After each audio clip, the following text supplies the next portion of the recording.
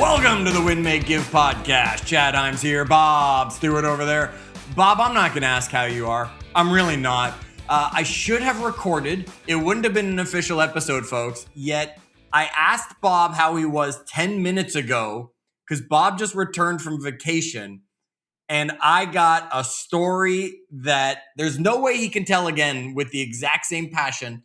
I wish I'd recorded it as just an outtake episode for all of you.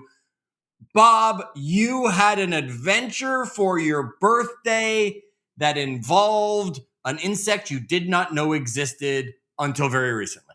Yeah. The tarantula hawk wasp.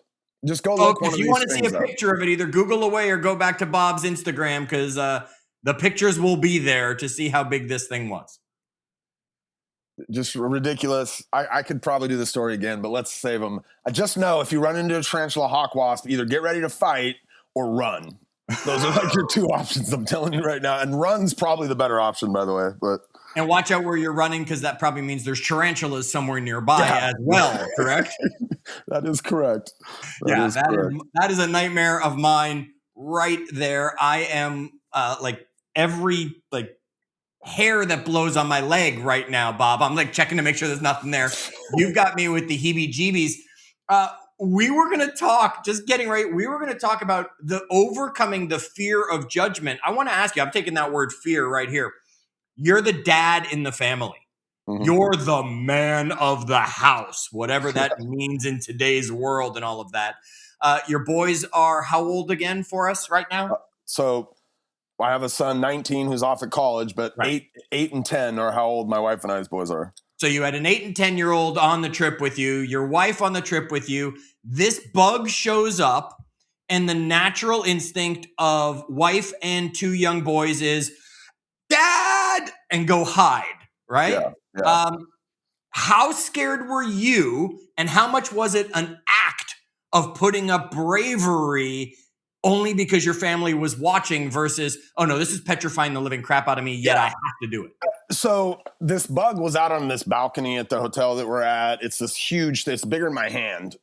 And they came streaking inside because they were out. We have the hotel room had a hot tub out on this balcony. So the boys loved going out. We've been to this resort before, not this time of year. Never in July. Right. Yeah, never in July when the tarantulas are active. So there's tarantula hawk wasps out trying to find one to implant their egg into.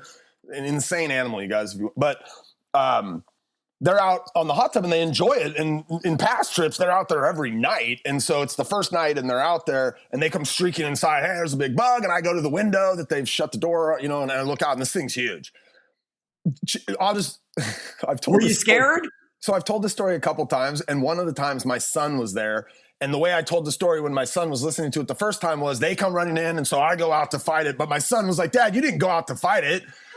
You argued with us for 5 minutes about whether you were gonna. And so, I didn't want to go out and fight that thing. I didn't want to. I'm like, this is the biggest, I'm good. I didn't even know at that point, by the way, that it has the second most painful sting of any insect on the planet. And so had I known that, there would have been an extra level of, nope, I'm not going out there. It's probably a good thing I didn't know that on the first one that I ended up fighting with. Yes, and coming out as the victor, let's be very clear, Bob did win the fight. Folks, the thing I was surprised most about hearing the story was Bob actually used one of his shoes. I would have thought those would have been off limit to allow the bug anywhere near. So, Bob, you overcame fear. It took you a little bit to talk yourself into it, yet because they were there. If the kids weren't there, you just would have closed the door and said, I'm not going anywhere near that thing. Totally. And I would, if I enjoyed the hot tub, which I do, I would have just been like, well, we're not going on the hot tub for 5 days. I would have. And so I think there was a fear of judgment from my wife and my kids because eventually I'm like, okay, fine, I'll go do it. Right. I want you guys to have a good time and be able to enjoy the outside. But there was some fear of that animal. But I think I had more fear of the judgment of my kids that I wouldn't be the superhero in this scenario, Chad, than I did of the fear of going out and facing this huge tarantula hawk wasp. You see, segues, right? Yeah. This is why I didn't ask and let you take it. I knew where we were going. We're getting into that fear of judgment that happened here. So, Bob, you, because of this, came back from your birthday trip. And I said, Bob, put together an episode outline for us to work from. and you said, okay, it's going to be how you overcome that fear of judgment. Yeah, but that was just a nice intro segue here because we had a fun story to start with. I want to tell you where this really came from, though, Chad. Okay. Like where I've been remediating on this for a little while, and get your bingo cards ready. Okay? Yay! So my kids are at basketball camp this week, and so I've got a going into third and a going into fifth. And the way the basketball camp breaks up is they put the third and fourth graders together, and then they put the fifth and sixth graders together. Okay. But my son going into third grade is really good. And he's been playing this summer with a bunch of boys that are going into fifth grade with his brother's team of kids. So they get to the camp, and the first, they split the kids up. They're like, okay, third and fourth graders go over here. Fifth, sixth. And so Minnie, Carter's his name. We call him Minnie. Minnie goes with the third and fourth graders because he's the third grader. And immediately when he goes over there, the coach says, no, you got to go over there. Like, she'd coached him last summer. She knew who he was. She's like, nope, you don't belong with these kids. You go over there. So he ends up with the fifth and sixth graders. But skill-wise, that's where he should be. First day, Chad goes fine. Whatever. My kid's a little fighter, so there's always a little dust up when you're playing for 6 hours with a bunch of other boys, especially when they're older and they don't appreciate the fact that you're a little kid who's running circles around them and they like to get physical with him and whatever, fine. But the second day, he called me yesterday. So this just happened. He called me yesterday, Chad, and he's crying. Now my son, that particular son very rarely cries. And so immediately when I answer the phone, he goes, Dad, they traded me. And I'm like, wait, what? Well, the way this little camp works is they separate them up into teams, and for the last hour, they do scrimmages. And so on the first day, he's with a group of kids, and then on the second day, that coach trades him, and he's in tears, Chad. He's in tears. Okay. And apparently after he got traded, then a couple of the boys on the older team were calling him a ball hog, and they'd lost the game before and then they won the next game. And so they were like, we won the game because we got rid of the ball hog. And so he was all up in his feelings, rightfully so, right? He's a little boy. These older boys are making fun of him. They're judging him. Yes. And so I had to have a conversation with Carter, right? I mean, the kid's 8 years old. And one of the things, sports are weird here in the United States, and they've gotten weirder as kids get better, younger, and parents are all invested now, and there's money involved in youth sports. And, Chad, I played a little bit of basketball when I was in high school. I can vaguely remember the fans in the stands screaming and yelling some of the craziest stuff ever at me. Right. I'm a high school kid, and they're saying stuff like, I slept with your girlfriend, and they knew my girlfriend's name, and they're saying her name, and crazy stuff. And I can remember really early in that experience of being a kid in front of large crowds where you got people yelling crazy stuff at you from the stands. I can remember at some point it just got tuned out and it was all just noise out there. Right. Couldn't hear any particular thing. I could look over there and look at somebody, and then I could pick out what they were saying, but I got really good at and so I'm telling my son, look, over the years, when you're one of the good kids, you're going to get this a lot. You're going to get it from the stands. You're going to get it from parents on the sideline. The judgment is going to be everywhere, Chad. It's going to be. And then I read something last night do you know who Dustin Runyon is? Yes. He's an agent. He runs one of the most prolific EXP teams down in Lake Havasu, Arizona. And he wrote this whole thing about how he got really bad grades as a kid, and so people would tell him, you need to get your act together. And then he became a real estate agent, and they'd tell him, why do you think you are good enough to be an agent? And then he had this old car, and they'd tell him what a piece of shit his car was. And then he got a new car, and they'd say, oh, wow, Mr. Yuppie with the new car. And then he had a year where he sold a little bit of real estate, and they're like, you don't work hard. And then he had a year where he sold a whole bunch of real estate, and they're like, you only did that because your mom. And the theme of this was, it doesn't matter what you do. Good. You're being judged. Somebody's judging you, right? Yes. And obviously he goes on, and it was a really well-written piece. I left a comment. I read it to my boys last night because I'd been having the same conversation with Carter 2 hours prior. Right. These kids are going to judge you. They're going to say things. And it's going to get worse, Minnie. And it sucks for a little 8-year-old boy who's playing basketball at a high level that I got to introduce my son to the idea that the world is going to harshly judge you. If you go out and score 40, they're going to say you're a ball hog. If you pass the ball to everybody else, they're going to say you can't shoot. Right, like they're just always going to find something. Yes. And so I don't know. I guess my brain has been wrapped for a while, because this isn't the first time he's run into this, around this idea of like, man, I got to get past making myself small, Chad, for fear of what other people might think about what I'm doing. And I love that that's what inspired it. I'm telling you, it applies also to the bug story, 100%. right? Because even your own family judged you. Sure. Oh, dad won't go out there and take care of the bug. Oh, big bug, right? Come on, dad. You're supposed to be you're invincible. You're supposed to be Superman to us. And folks, it's going to be your family at certain times. It's going to be friends who don't like that you're succeeding, that they're not. It's going to be the general public who don't know anything about you and your story.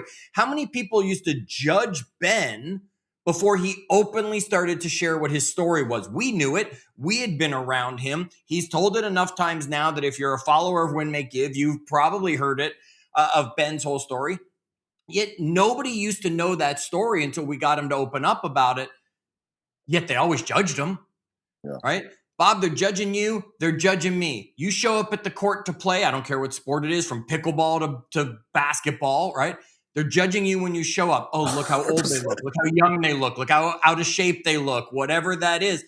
Folks, you're going to be judged your whole life. We have TV shows where we literally watch judging people say, look at the dress that woman's wearing on the red carpet, right? I mean, that's what it's all about. Bob put together this list that we're going to work from on the 9 ways to overcome the fear of judgment. Bob, number 1. I think knowing, like really making a defined definition of the audience that you believe to be judging you is important, Chad. Tell me more. Well, let's just say that I go, like, so both you and I sometimes get a chance to be up in front of audiences, and early in my career, I had a fear of being judged, that I wasn't a good professional speaker, Chad. Right. Yep. And I didn't know enough back then. And so it was this, still today, I get a little bit of sweaty palms 5 minutes before I go up. I know I've done this hundreds of times, right? But back then, I think if I would have been able to zero it in and say, look, I'm actually not afraid of what most of the people in this room think about me, because I have a pretty firm belief that I'm an expert in what I'm about to go talk about. I actually care about what Ben Kinney thinks. And I actually care about what my wife thinks. And I actually care about what David Wiggs thinks about my ability to deliver a professional presentation. That would have made it, because that was the reality. I wasn't really scared of what the people in the audience thought. And we'll get to this in a little bit. They hadn't really earned the right to have an opinion on how good I was or not. Yeah. They didn't pay my bills, right?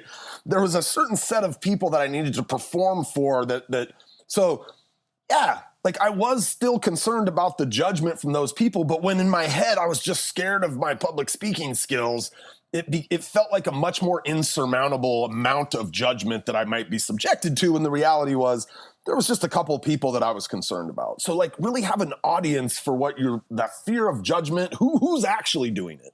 Right, and putting it in that sports thing, we'll put it in Minnie's world as a few years come from now, if he continues to succeed at the level he's succeeding at, there's going to be an audience there to watch the game. The only one that should matter is the scout. Yeah, or the coach, right? 100%. Right? The coach that came from some university because they're starting to recruit him or something like that. It's don't worry about what everybody else thinks. Worry about the 1 or 2 or 3 people in there, because when you narrow it down, now it's not this group of 100 or 1,000 who are, you don't know. Now it's the 2 or 3, which allow you where to put your attention, your focus, and the only opinions that matter in the room. Yeah. Chad, okay. And this is a natural segue over to number 2. Yep. Audit your inputs, meaning like you need to recognize the voices in your head that you've given a permanent seat to that are actually, that are like, and you need to consciously decide whether they still matter. Right. Like, I love that you said that, because you said matter. You said permanent seat, and I was, folks, there are no permanent seats, right? Friends of mine had season tickets to the Toronto Blue Jays for decades. Okay, this year they didn't renew them. So even after 30 decades of having season tickets, they had permanent seat. Now they don't anymore, right? Just because your parent doesn't mean they always have a seat in that audience or a seat at that table to vote. That's a great point, Bob. We have to make sure that we decide who gets that seat to be in our head. So yesterday when I'm talking to my son about it, and I'll just go back to that example, he'd been traded. And so like in his head, he thought that meant that he wasn't good enough. Like that coach on that team, by the way, in this camp he's doing, it's put on by the local high school. And so the kids doing the coaching are a bunch of high school basketball players at the high school, right?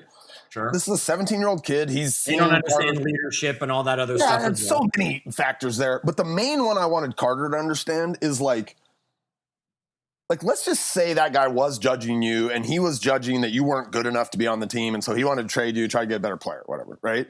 He doesn't have the authority to judge you like that. You can give it to him.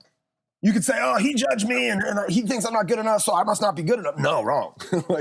like Kelly Edwards, his main coach, that's somebody he should worry about. That's an input that he should be concerned about, right? Yep. Me, maybe, right? Like his dad who sees him, who sees how hard he works, who knows how much effort he's putting into this, who's seen it over a longer period, that judgment may matter. Right. This 17-year-old kid that just probably wasn't even thinking about anything, had no consideration for empathy on what that might make that child feel like. These kids are making trades with 8-year-olds. Like, come on. Right. Or 10-year-olds or what. Like, that's kind of crazy. Anyway, but fine. You just have to understand, like, who are we letting in our head? And in that case, he had let this kid in his head and was taking his value from that kid's judgment. And he shouldn't have been. That kid hadn't earned a right to have an opinion yet. And here's a way I want to add to that people might not be thinking about. Maybe in Carter's case, mom doesn't even deserve a seat, because in mom's eyes, everything he does is right. Yeah. Everything is great. He's the superstar, right? Because mom is there to lift him up. It's not her sport. She's let dad take care of that part, yet she's just there as the support. Now, everything she says is going to be positive. He can accept that and think he's better than he actually is by letting mom's voice in. And at the age of 8, he's absolutely doing it. Yeah. Yet at some point, even those people who are just the cheerleaders for us can't always have a permanent seat just to build us up if we want to actually improve, because we'll just believe what they're telling us. Yeah, I love that. That's a great call out, Chad. So keep that in mind as well. All right. Bob, number 3 on the list, you put here, and I love this one.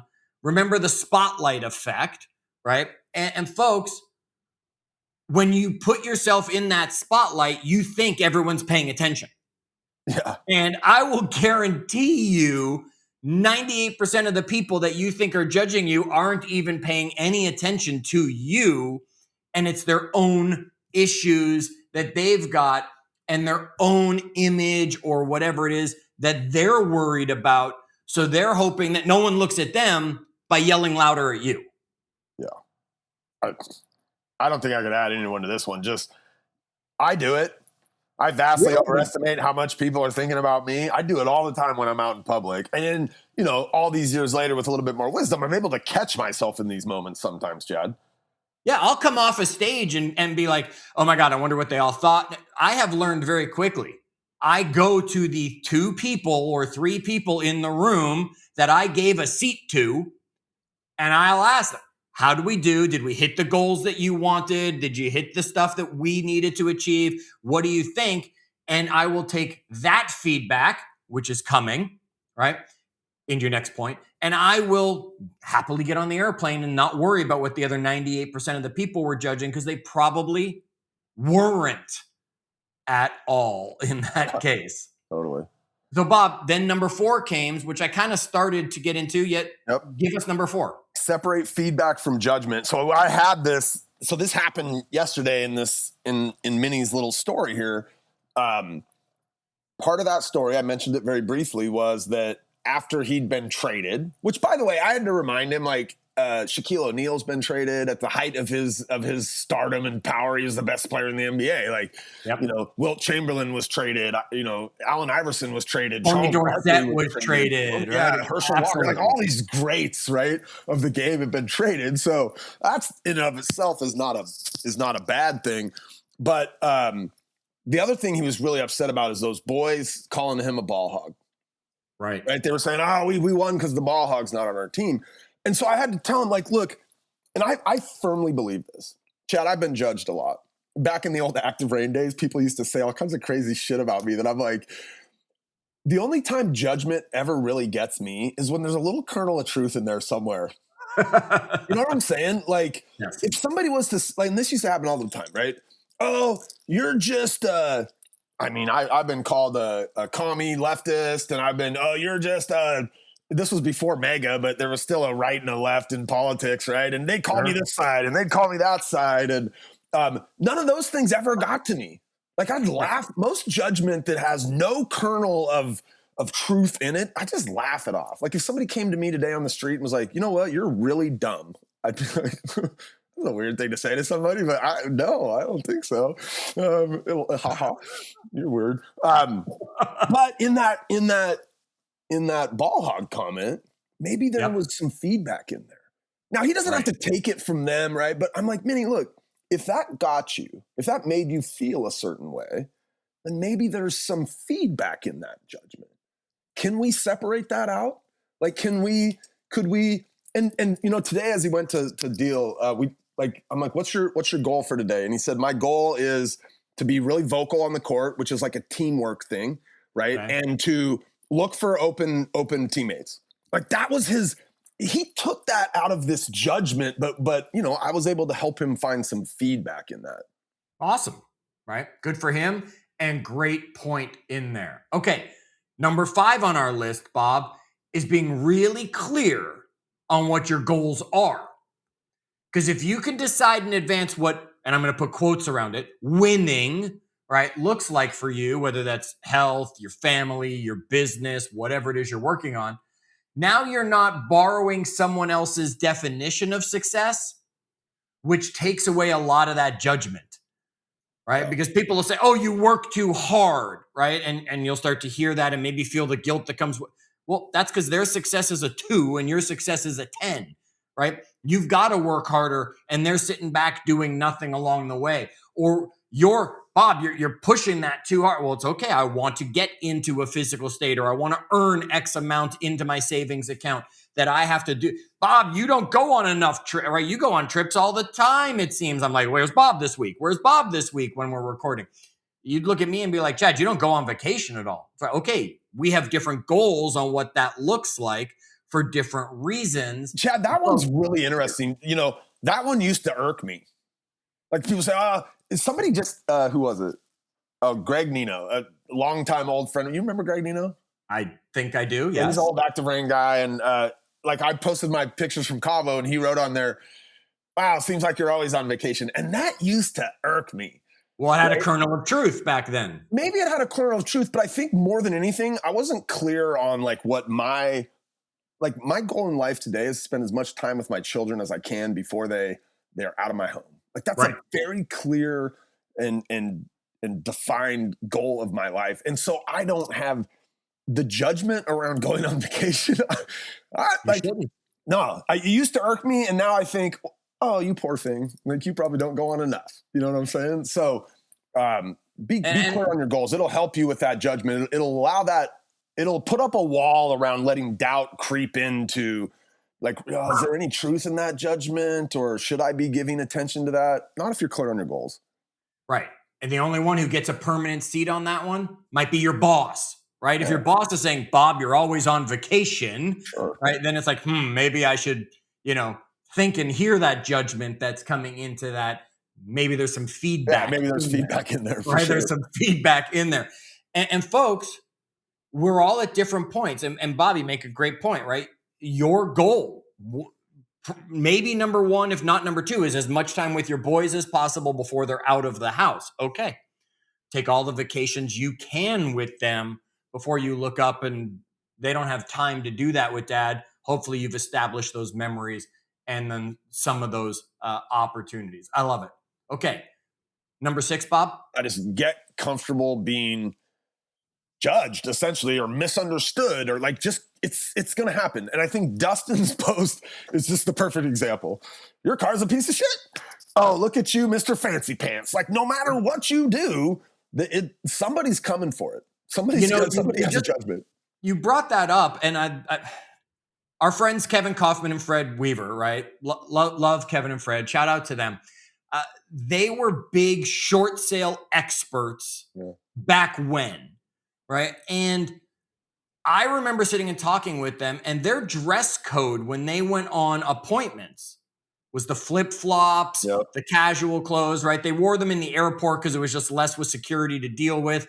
Yet it became, because they said, these people are at their window when you're pulling up for an appointment. And if you're coming to help someone with a short sale and you're driving the brand new $50,000 car and you're getting out of it in your banker suit, walking up to the door, right? They've judged you. Well, when Kevin and Fred would show up in their, I'm not going to say beater, but when they would show up in their car and they were dressed down and they walked in, people judged them and immediately judged them as more the person I'm hoping to have come in my house. And it was a victory before people came in. So you can use judging to actually help you. Yet you can be sure those two were misunderstood and judged by everybody when they were in a field that we called professional, and they were as casual as could be. And I know those guys well. Kevin and Fred have become some of my best friends. They were my real estate agents when we bought and sold down in Arizona. I get their letters and their updates, and I'm going to be taking a short trip with Kevin here soon.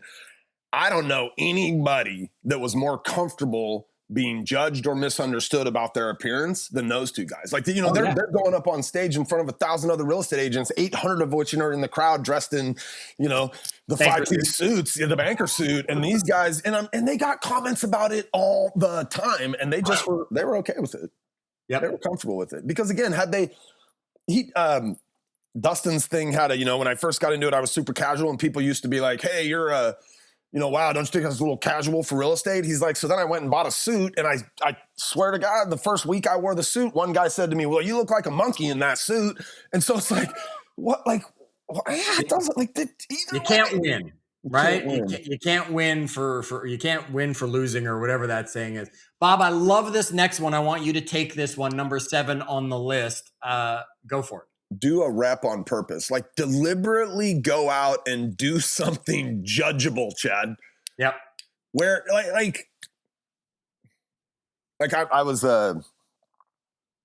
this is silly and dumb, but I wear black all the time. Chad, you may have never, it might've been years since you've seen me in anything but black. Yeah. I can't remember the last time. I don't have it down here. I took it on my trip with me. I went recently and bought a baby blue, I don't even know, North Carolina blue or something, polo shirt. And I was sending to our friend Nick Waldner and joking with him because he always wears pastels and he's never seen me anything in black. But I just, I don't look good in blue. I don't like it. I don't know. I kind of like blue because it pops my eyes, but I feel uncomfortable in it. And I feel like people might be judging me because I don't look as skinny as I do in the black or whatever. And so I just did this small little thing and I bought it so I could take it on vacation and go to a bunch of area where I don't really give any credit to anybody there in being able to judge me, but like, oh my gosh, nobody judged me. Nobody said, in fact, one lady had said, oh my gosh, I like your shirt. That's so pretty. Like, just do something, do some rep on purpose. Ask a question in the meeting, Chad. Yep. I used to be, man, like in some of the early market leader days, I'd get into these rooms where like, I looked at everybody like, I've talked about Scott Smith and Ian and all these guys. And I'm like, oh my gosh, I'm so nervous sitting in the meeting. And I just ask a question and like nobody laughed or pointed. And I'm like, all right, that's nothing. Nobody judged me. Nobody laughed or pointed or snickered or anything. Like just a rep, do some rep of that thing that you have that fear of judgment around. Yeah, absolutely. That's a great point, Bob, because you'll realize quickly that the world did not come crashing down around you. right? You'll realize that 98% of the people actually paid no attention to it at all and did not care enough one way or another about it to actually judge you. And of the 2% that did, half of them probably said something positive, like, hey, Bob, you look good in that blue, right? Or, hey, it's nice to see you in something a little bit different. So, folks, that is a great one. Go out there and be judged on purpose to build the resilience against being judged, because you'll realize it doesn't matter. I remember getting up and speaking my mind on a stage, right? And not just following the company line. And that was in a baseball school I worked at. That's when the union tried to come into the MGM. That was when I was presenting on stage in front of thousands of people, right? I came out and people, like certain people were like, oh my God, we can't let that guy talk, right? And other people were like, oh my gosh, we love him for saying what he's saying. I just went out there and said, I'm going to be judged for it. And this is either going to crash and burn or it's going to succeed, whichever way, right? Go do something and get judged and realize the world will not end. I think at the core of this, Chad, just nothing we do gets better without action. Like I'm not going to my son's not going to get better at basketball without action. You're not going to get better at being a real estate agent without getting on the phone and talking to people without action. Like all of these things that are fear of judgment are generally actions that when we take them and we realize that, wow, that didn't hurt that bad. Or yeah, sure, I got judged by those 3 people, but they don't have a seat in my head. What do I care about their, like, the only way to succeed. Yeah, it's the only way to get to that next level. All right, I love this one. It's the 10-10-10 rule that Bob put on our list here at number 8. We've shared this before. We've talked about this on past episodes. I love this rule. Just ask yourself, will this really matter in 10 minutes, 10 months, 10 years from now? Because the anxiety will go away, right? Maybe 10 minutes from now, it still matters because you haven't gotten out of the room. You haven't gotten out of the gym. You haven't gotten out of that locker room, whatever it is. And you're like, right, they're all around me. They're judging me. This is horrible. I got to hide in the corner. 10 months from now, you probably won't even remember that you did whatever that was, right? Minnie's probably not going to, he might remember he got traded, but he'll just be like, no, I was always on the blue team. Yeah, in 10 days, like it will be gone from his, like the event will still be there, but the anxiety he had around being judged will long be gone, even in 10 days. Correct. 10 days, 10 months, definitely 10 years. I mean, think about it, Bob. I don't know that I can remember much of 2016. Right? I mean, that feels like a long time ago, and I can't remember any moment in 2016 that I was feeling judged, much less what came of it, although there might have been some feedback that I have grown from since. All right, let's do the recap for him. Okay, number 1, we're talking overcoming the fear of judgment. Bob gave us 9 great tips. Number 1, name the audience in your head. 2, audit the inputs. Who gets a permanent seat? 3, remember that spotlight effect. Number 4, separate feedback from judgment. 5 was be really clear on your own goals. Number 6 was get comfortable being judged and misunderstood. Number 7 was go get judged on purpose. Number 8 was the 10-10-10 rule. Bob, you made the list for us. Take it home with number 9. Keep track of how much judgment actually costs you. Like, Chad, the next time you do something, and you can even go, I don't think it has to be the next time. You could go back probably and think of the last 5 or 10 times that you did something expecting judgment, and then actually like write down like what actually happened there. Because, I think what most of us will find is if we were to do this, let's just say for the next the next month, every time I felt like, man, I want to do something, but there's some judgment there. There's something holding me back from doing that. And I go and I do the rep anyway, Chad.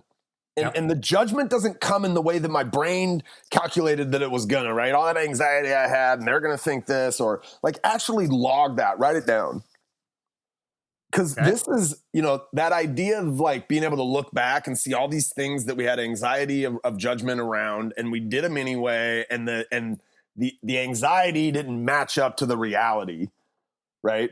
That track record will start to rewire my brain because I'm acknowledging it, that if all I do is just, there's a difference between simply doing what I talked about, going and doing the next thing and doing it anyway, even though I have fear of judgment, your brain will rewire faster if I remind myself that as those things are happening, if I'm actually logging them. And there's a bunch of science behind that, but it's the same thing as writing our goals down and actually having them visible in front of our face, Chad. So Yep.